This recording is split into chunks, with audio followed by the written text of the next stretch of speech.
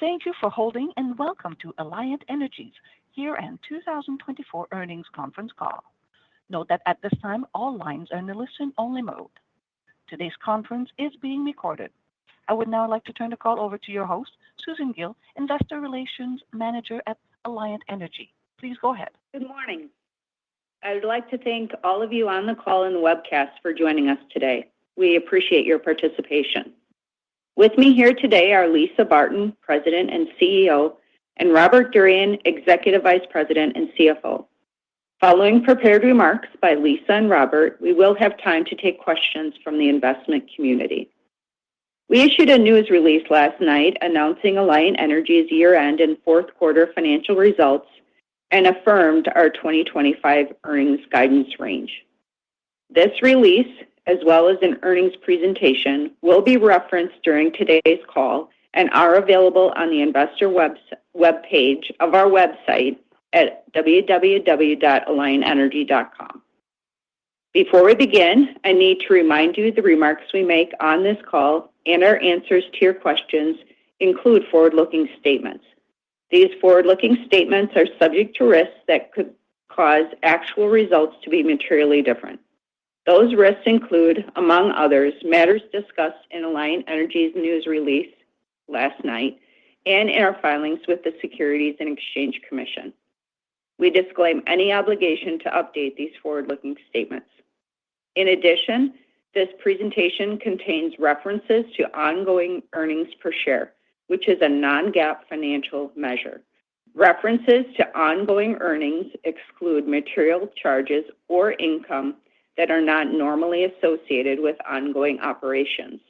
The reconciliation between ongoing and GAAP measures is provided in the earnings release, which is available on our website. Non-GAAP adjustments include an asset valuation charge related to IPL's Lansing Generating Station of 17 cents per share recorded in the second quarter of 2024. Restructuring and voluntary employee separation charges of 8 cents per share recorded in the fourth quarter of 2024. An asset retirement obligation charge for steam assets at IPL of 6 cents per share recorded in the second quarter of 2024. And an adjustment of deferred tax assets due to Iowa tax reform of 4 cents per share recorded in the fourth quarter of 2024 and in 2023. At this point, I will turn the call over to Lisa. Thank you, Sue. Good morning, everyone, and thank you for joining us. 2024 marked another year of solid financial and operational performance, during which we made considerable progress on our key strategic priorities. As we review our strong operational and financial performance for 2024, we'll look ahead to 2025, providing updates on our progress towards achieving key strategic objectives that enhance our ability to support our customers, communities, and importantly, drive shareholder growth now and for generations to come. Reflecting on 2024, I'm extremely proud of the progress we made and the strong foundation we built, one that positions us well to drive sustainable growth and deliver meaningful value. Our ongoing 2024 EPS growth aligns with our long-term target of 5 to 7%. We increased our dividend, with 2024 marking the 21st straight year of dividend increases. We successfully commissioned 1.5 gigawatts of solar energy investments, adding to our 1.8 gigawatt wind generation fleet, reinforcing our leadership in regulated owned renewables. Our approved electric rate review construct in Iowa stabilizes electric base rates for customers through the end of the decade and allows us to grow in tandem with our economic development success rate. Positions the company to earn its authorized return on equity through the retention of new tax credits, energy margins, and capacity revenues, while we invest in energy resources to support growing energy demand. Provides a framework to support economic development through an individual customer rate construct, enabling the company to capture meaningful economic development growth to benefit our communities. By putting our newly IUC-approved construct into action, we reached a significant milestone in our economic development efforts, securing commitments with signed agreements of up to 1.9 gigawatts of data center load at our Big Cedar site in Cedar Rapids. Our individual customer rate, or ICR, construct in Iowa and Wisconsin are key tools for economic development and community growth. We recently filed an ICR contract for one of two Iowa data centers, and we look forward to the IUC's review of this contract. We expect the second ICR contract to be filed in the first quarter. As we have highlighted in previous calls, we are committed to ensuring all ICRs benefit existing customers, new customers, and our shareholders, which will be demonstrated in these confidential filings. Our team continues to advance our purpose-driven strategy and is taking measures today to enable the achievement of our financial and operational objectives over the long term. We operate in two states that have enacted legislation to fast-track and support economic development, creating new opportunities for growth and investment. To complement legislation adopted last year to support mega projects, Iowa Governor Kim Reynolds recently introduced legislation to continue providing tools to accelerate economic development in the state. Key provisions of the bill include non-contested integrated resource plan filings with the IUC and the requirement to file non-contested IRPs at least every 5 years. Lowering the threshold for advanced rate making to 40 megawatts and expanding eligibility requirements for advanced rate making to encourage all of the above energy solutions and technologies in Iowa. In Wisconsin, the legislature enacted a sales and use tax exemption for data centers. This legislation is designed to increase investments and growth in the sector. With that in mind, I'm excited to announce we have an agreement in principle with a data center customer that has purchased land in Beaver Dam, Wisconsin. As noted in previous calls, we have increased our focus on economic development, and this will continue to be our focus in the months and years ahead. Expanding the competitive advantage of our service territory through our efforts to drive economic development in Iowa and Wisconsin is driving meaningful outcomes, attracting new investments, creating jobs, and supporting investments in the infrastructure needed to support long-term growth in the communities we serve. Tying our economic development wins back to our CapEx plans, as you recall, in November 2024, we refreshed our capital expenditure plan to incorporate energy resource investments to meet the first phase, or up to 1.1 gigawatts of our data center growth. At that time, we also indicated that we had an additional 800 megawatts of data center load backed by fully executed land, transmission, and energy supply agreements, where we were awaiting greater clarity on the timing of the load ramp. We now have that clarity. Given our confidence in our Wisconsin Beaver Dam location, we expect to add this new data center demand to our updated resource supply plan, capital expenditure plan, and financing plan, which will be provided as part of our Q1 2025 earnings release. As noted in slide 5, we are taking a responsible approach to meeting these needs using a combination of existing capacity, new generation, demand response, and capacity purchases. This allows us to accelerate our ability to serve the load while building length in our CapEx plan well into the future. Our economic development efforts, including the addition of new data center loads, are projected to increase energy sales. This increase in sales will help distribute fixed costs across a larger customer base, contributing to more stable and manageable rates for our customers. We recognize speed to market is critical for meeting the needs of growing and new customers, whether they are large load industries or local expansions. Our reliable, balanced portfolio of existing resources, combined with our inventory of MISO queue positions to connect new energy resources, short-term market purchases, and our track record of successful execution gives us confidence in our ability to capture these opportunities. Now, let me briefly touch on the investment growth opportunities associated with our 16% interest in American Transmission Company. MISO transmission investments present a strategic opportunity for us to enhance regional grid stability. Earlier this year, MISO announced capital investments for Tranche 2.1.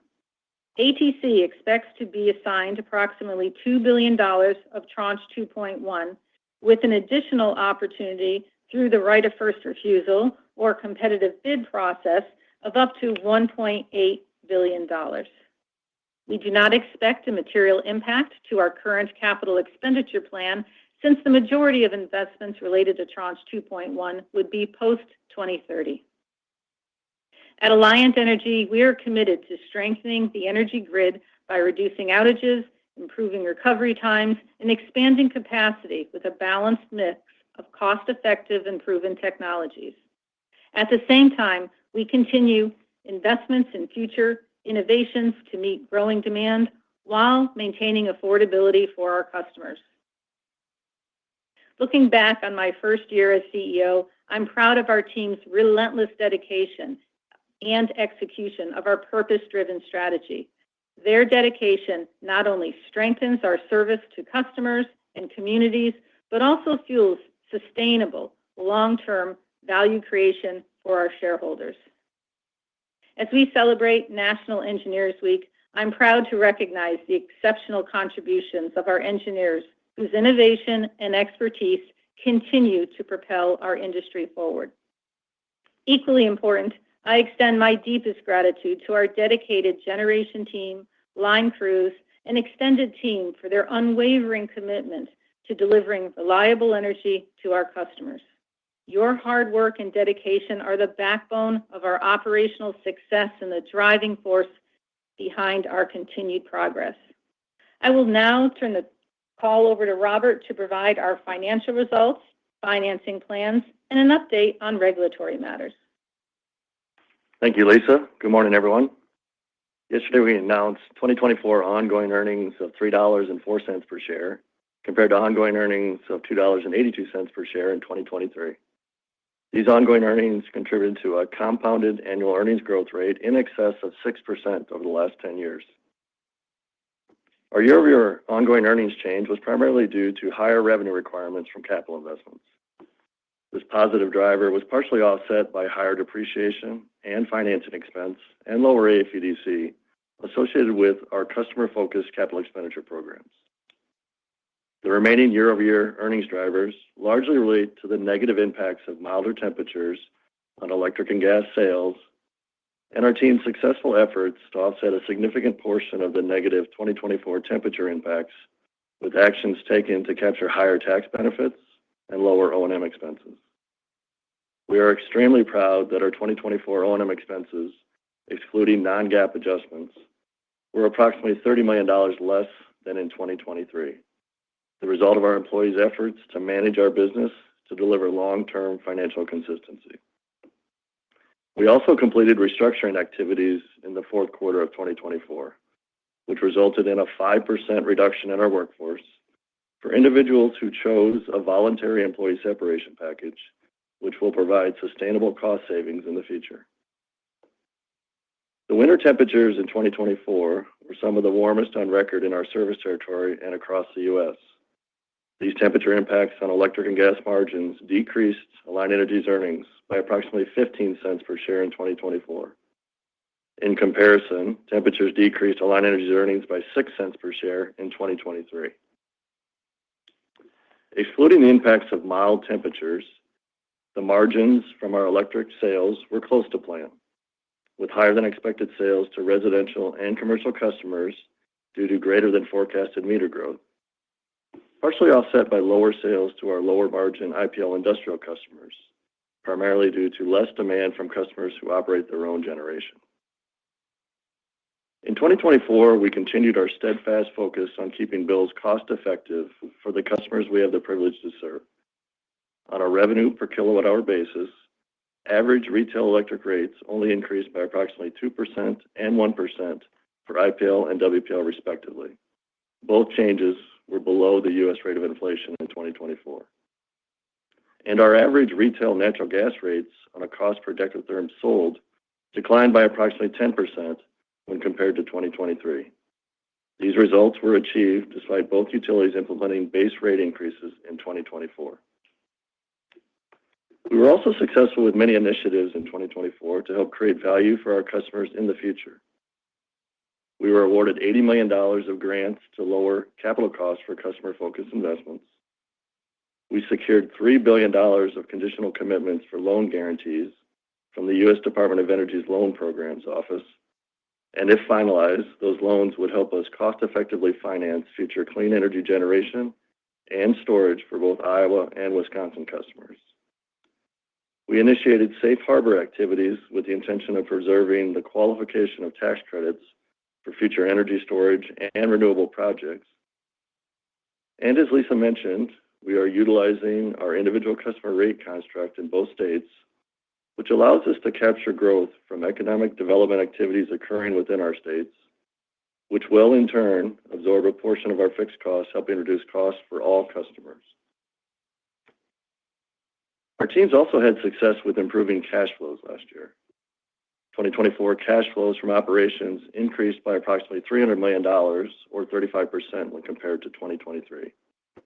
This substantial increase was primarily the result of the successful monetization of tax credits generated in 2024, improved recoveries of infrastructure investments with new base rates in both Iowa and Wisconsin, and successful efforts by our employees to reduce the working capital requirements of our core utility business.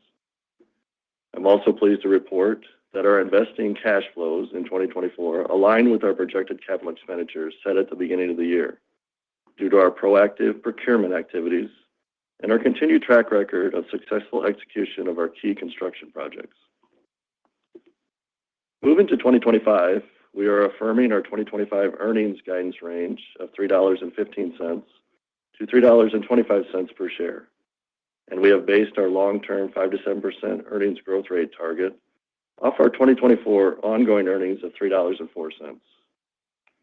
Our efforts to support customer value by making smart investments and controlling operating costs, all while receiving constructive regulatory outcomes, will support our ability to consistently deliver solid financial results. Turning to 2025 financings, our current 2025 financing plans are included on slide 8. We anticipate updating our 2025 to 2028 financing plans in conjunction with our next capital expenditure update, which we expect to share on next quarter's earnings call. Finally, I'll highlight our regulatory initiatives in progress, as well as those regulatory filings we plan to initiate later this year. We have 4 active dockets in progress before the Public Service Commission of Wisconsin, which involve requests for certificates of authority for customer-focused investments. These dockets relate to investments which will enhance the reliability and resiliency of the Riverside Natural Gas Generating Facility, refurbish the Ford Wind and Bent Tree wind farms to extend production tax credits from the facilities for the benefit of our customers, and enable a new long-duration energy storage project called Energy Dome, which would be sited next to WPL's Columbia Energy Center. The expected timing of decisions from the Public Service Commission of Wisconsin on these dockets is provided on slide 9. We also have 2 active filings in progress before the Iowa Utilities Commission, seeking approval for an individual customer rate for one of the new data centers in Cedar Rapids, Iowa, and an approximate 100-megawatt Cedar River natural gas generating station, which would be located on the existing site of the Prairie Creek generating station. Finally, for our planned regulatory filings this year, we anticipate filing a Wisconsin retail electric and gas rate review for test years 2026 and 2027 at the end of this quarter. And in conjunction with our updated capital expenditure plan, we also expect to make regulatory filings later this year in both Iowa and Wisconsin for additional renewables and dispatchable resources to enhance reliability, further diversify our energy resources, and meet growing customer energy needs. We thank you for your continued support and look forward to speaking with many of you in the coming months. At this time, I'll turn the call back over to Lisa to provide closing remarks. Thank you, Robert. I'd like to close by focusing on what you can expect from the Alliant Energy team. We are actively looking to expand our competitive advantage by driving sustainable growth and long-term value. Our tenants, driving affordability and delivering value. Advancing growth at scale through economic development. Adapting regulatory and advocating for legislative constructs to support growth and win-win outcomes. Responsibly powering growth by growing at the pace of our customers and using capacity length, new resources, load response, and capacity purchases. I'm extremely proud of the foundation we've established in 2024. We are well positioned to drive sustainable growth and create meaningful shareholder value. Thank you for your continued support. At this time, I will turn the call back over to the operator to facilitate the question and answer session. Thank you, Ms. Barton. At this time, the company will open the call up for questions from members of the investment community. If you do have any questions, please press star followed by 1 on your touchtone phone. You will hear a prompt that your hand has been raised. Should you wish to decline from the polling process, please press star followed by 2. And if you're using a speakerphone, please lift the handset first before pressing any keys. Please go ahead and press star 1 now if you have any questions. First, we will hear from Shar Pourreza at Guggenheim Partners. Please go ahead. Guys, good morning. Hey, Shar, how are you? Oh, good. How are you doing? Great, thanks. Excellent. So, Lisa, the new data center, so we got a new data center in Wisconsin. The CapEx update is coming next quarter. Can we just get a little bit more color on where you could see yourself within that 5 to 7, especially as we look out towards the end of the plan?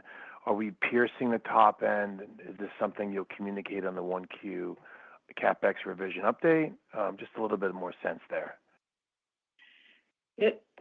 Q1 will have a much better line of sight, Shar, with respect to where we'll be. What you will see in that will be the 1.9 gigawatts associated with phase 1 and phase 2 of the Cedar Rapids build out, as well as the new Wisconsin facility. The pending it's too early right now to got it. To project out into the future. Okay, got it.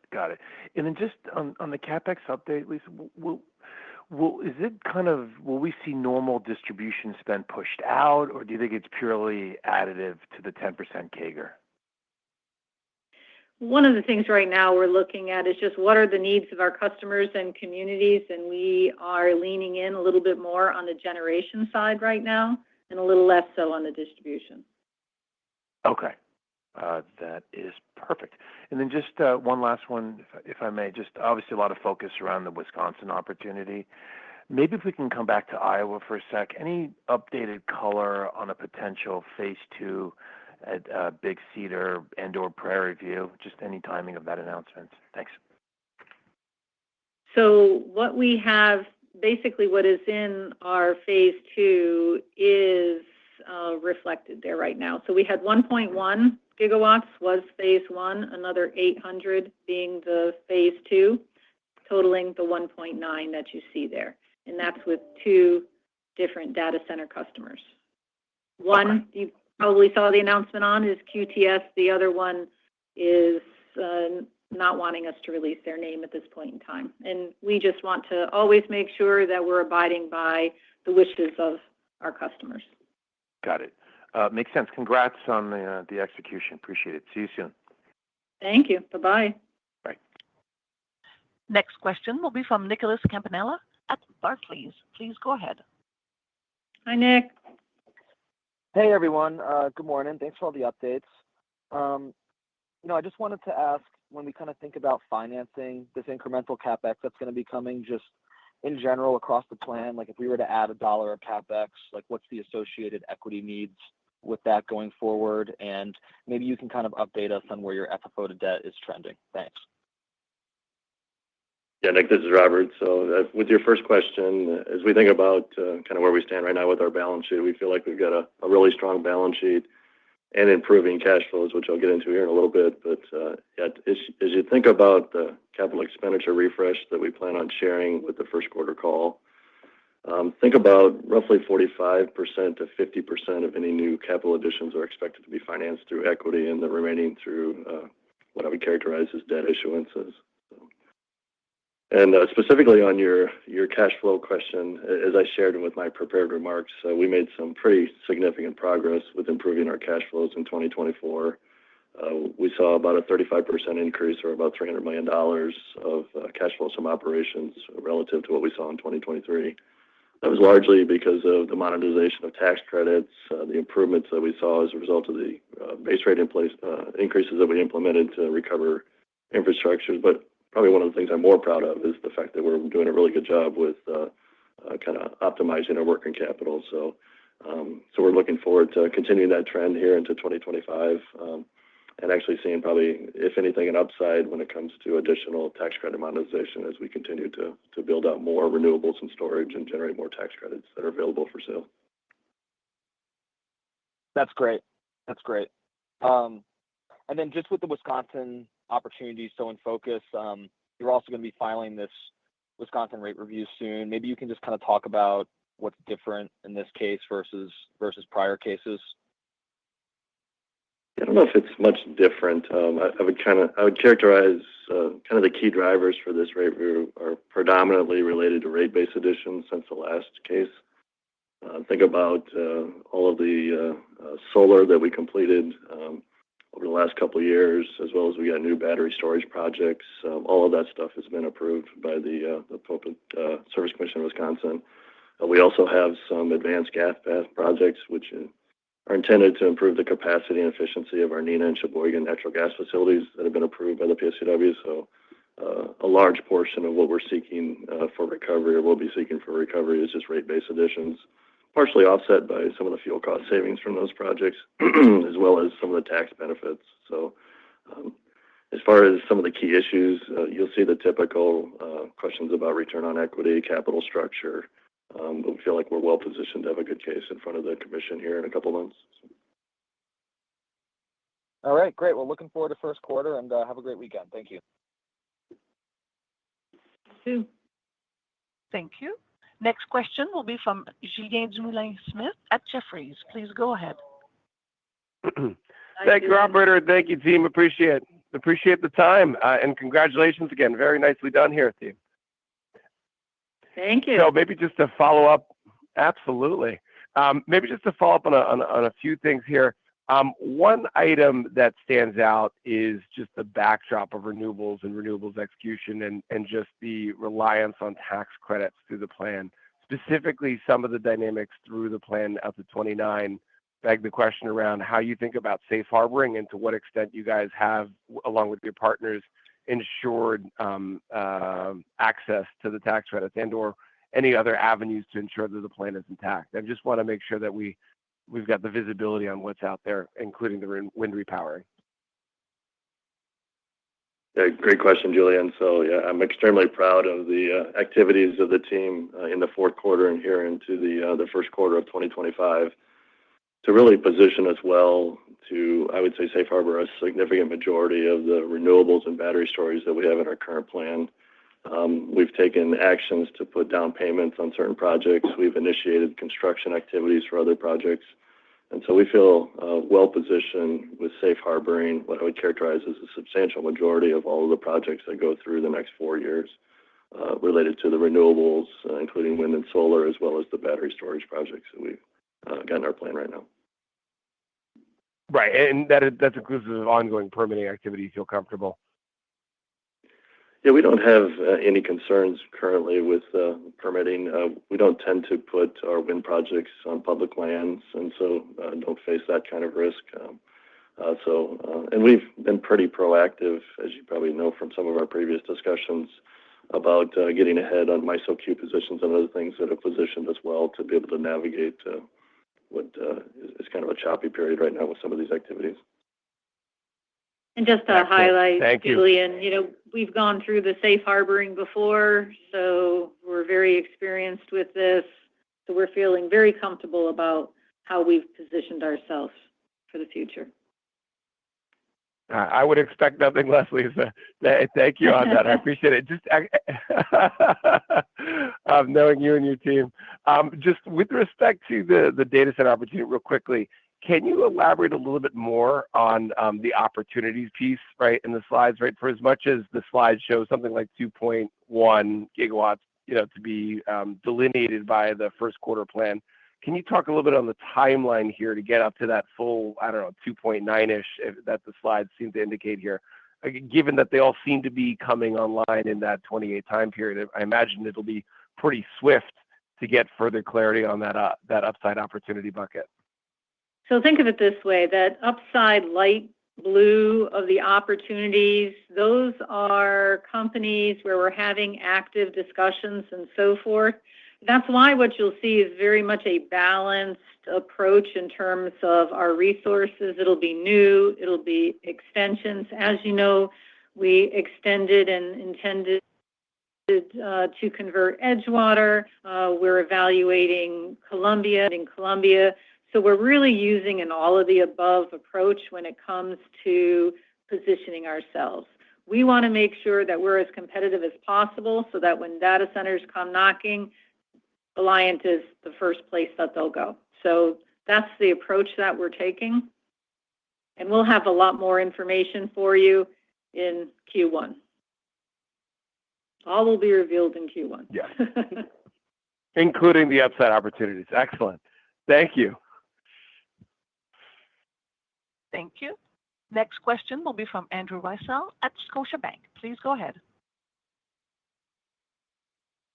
Hi, Good morning, everybody. Hi. Good morning. Just to clarify, first question, to be clear, is Big Cedar essentially fully booked up at this point? It is. Okay, great. And then you have a new customer at Beaver Dam, then you have the additional sites. I guess my question is, how confident do you feel that you've got ample opportunity should you have the good problem where a lot of customers come knocking at your door? In other words, do you feel confident that you'll be able to serve a strong number of potential data center customers over time? We really want to position ourselves to attract as much economic development for our communities as possible. And so that's why we've made some of the decisions that we've made. Our economic development team is acutely focused on figuring out how to attract these customers and to make sure that it's a win-win-win. I can't emphasize that enough. It needs to be a win for not only new customers, but existing customers as well as shareholders as well. Yeah, the one thing to keep in mind is that while the growth that we've had is tied to some of the land that we have, it's not necessary. It's been a great accelerator for some of these opportunities.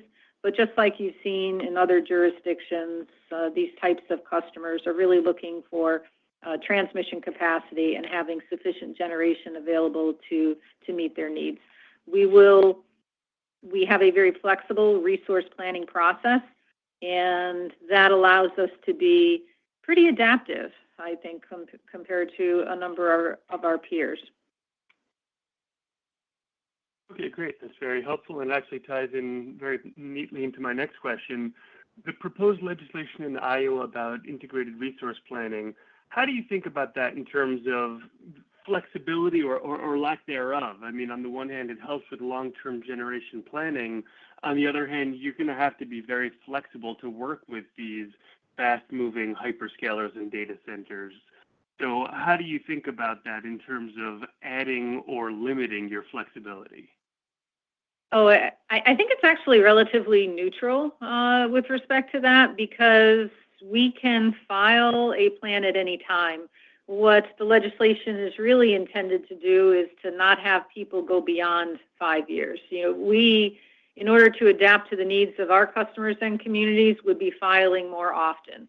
And as you may recall, the last resource plan exercise that we went through, we basically had, low, medium, and high load cases, and that allowed us to have a considerable amount of flexibility in terms of determining what resources that we need. So, quite frankly, if we wanted to go in tomorrow, we can go in tomorrow and file another resource plan. So we feel that it's very supportive of what we need to advance economic development. Okay, great. And one last one, if I may. Sorry, go ahead. Just, I do have one correction to what I said earlier, which is we do have a little bit of room still at Big Cedar. So my apologies. Oh, okay, great. More options is always a good thing. It is. One last one. The advanced rate making, it's been a little bit of a moving target, if I can describe it that way, maybe in the past. Can you talk about the proposed legislation and how it maybe might clarify things going forward, or maybe just a little bit more detail on what's in that proposal and how you think it might play out? That's a great question, Andrew. So historically, we have taken the opportunity to utilize advanced rate making principles for largely our renewable expansion program and some of our larger natural gas facilities. More recently, with some recent legislation that was already passed, it expanded it to include battery storage as well as nuclear. Now they've taken even more of I call it an all-of-the-above approach, where they've lowered the gas requirement down to 40 megawatts. And so we really see this as a great opportunity to use all kinds of different resources to be able to meet the demands that we see coming from new customers. So a lot of flexibility with it. I think it's just kind of a demonstration of the willingness of the state of Iowa to drive economic development and make sure we've got the ability with flexibility to be able to meet it with different resources. So we're looking forward to seeing that go through the legislation process and hopefully be able to utilize that here in the near future. Flexibility seems to be a theme. Thank you very much, guys. Appreciate the help. Thank you. Once again, a reminder to please press star one if you have any questions. Next, we will hear from Paul Fremont at Ladenburg. Please go ahead. Hi, Paul. Thanks, and hi. Congratulations on a good quarter. Would you potentially look to put into place a similar regulatory structure as what you have in Iowa in Wisconsin, especially for like large and data centers? Yeah, it's a great question. Wisconsin and Iowa had very different constructs, where in Iowa we'd go in, maybe say every 4 years, so it could be a challenge in terms of growing at the pace of our customers. In Wisconsin, we really don't have that because we're in every 2 years with a forward-looking construct. So no plans. Okay. Can you discuss, I guess in one of your slides you mentioned a flexible rate structure as part of what's being considered in legislation in Iowa. Can you describe what those contract changes might look like? Oh, so the individual customer rate? Yes. I think that's what you're referring to. Yes. So the individual customer rate construct that we have is associated with the settlement that we worked through last year. And what that allows us to do is to customize the contracts for the needs of a particular customer, and then it is submitted confidentially to the IUC for their approval. They have to act within 90 days or it's otherwise approved. Right. But in other words, the slide is sort of proposed legislation in Iowa. So how would that change? What changes are they talking about in terms of establishing a flexible rate tool to help electric utility companies attract new large energy user customers? What changes would that mean in terms of Iowa?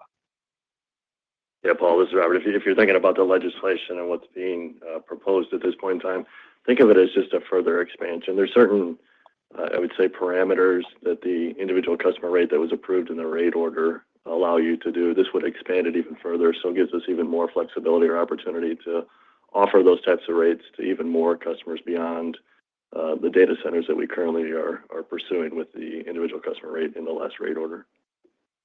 Right. And then the last question, in terms of the additional generation that you're looking to add, should we think of all of that as being renewable, or is some of that going to be gas? Yeah, some of it will be gas. It's all of the above. Great. Thank you so much. You're welcome. Next question will be from Ashar Khan at Verition. Please go ahead. Thank you. My questions have been answered. I appreciate it. Thank you. Ms. Gill, there are no further questions at this time. With no more questions, this concludes our call. A replay will be available on our investor website. We thank you for your continued support of Alliant Energy, and feel free to contact me with any follow-up questions. Thank you. Ladies and gentlemen, this does indeed conclude your conference call for today. Once again, thank you for attending, and at this time, we ask that you please disconnect your lines. Enjoy the rest of your day.